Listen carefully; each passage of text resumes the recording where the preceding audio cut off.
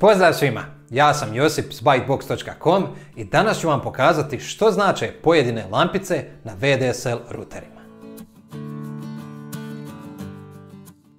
Naziv ili poredak lampica može se razlikovati ovisno o modelu rutera, a ja ću vam ovdje pokazati na primjeru Zixel rutera.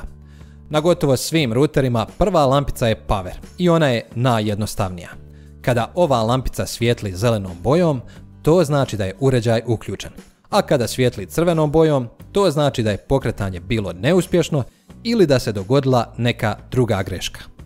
Ako lampica ne radi, to znači da ruter nije uključen ili nije spojen na električnu mrežu. Sljedeće lampice, kojih je obično 4, odnose se na LAN ili Ethernet, to jest prikazuju kada je na ruter žično povezan neki drugi uređaj. Taj drugi uređaj može biti, na primjer, vaše računalo ili home TV uređaj. Kada ova lampica svijetli zelenom bojom, to znači da je drugi uređaj mrežnim kabelom povezan na ruter.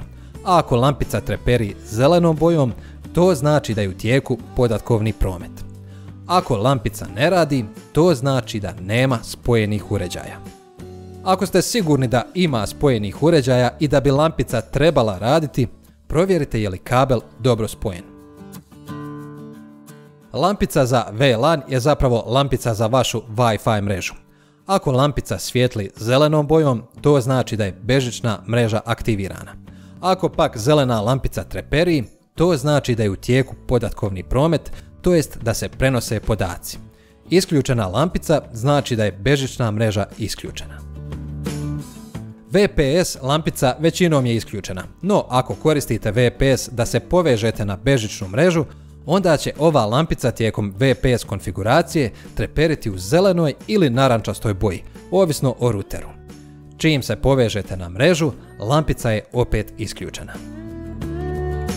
DSL lampica služi da bi vam pokazala status VDSL veze. Kada ova lampica svijetli zelenom bojom, to znači da je ruter uspješno spojen i da ima DSL signal. Ako lampica treperi zelenom bojom, to znači da je DSL signal u procesu sinkronizacije. Ako je lampica isključena, to znači da je DSL veza isključena ili da telefonski kabel nije spojen. Lampica za internet pak pokazuje status vaše internet veze. Zeleno svjetlo znači da ste uspješno spojeni na internet. Ako zeleno svjetlo treperi, to znači da je u tijeku podatkovni promet. A ako lampica za internet svijetli crvenom bojom, to najvjerojatnije znači da je autorizacija vašeg korisničkog imena i lozinke bila neuspješna. Konačno, tu je i lampica za USB koja svijetli zelenom bojom ako imate spojen neki USB uređaj, ili treperi zelenom bojom ako je u tijeku podatkovni promet. Ako ova lampica ne radi, to znači da nema spojenih USB uređaja. Za kraj i jedan savjet.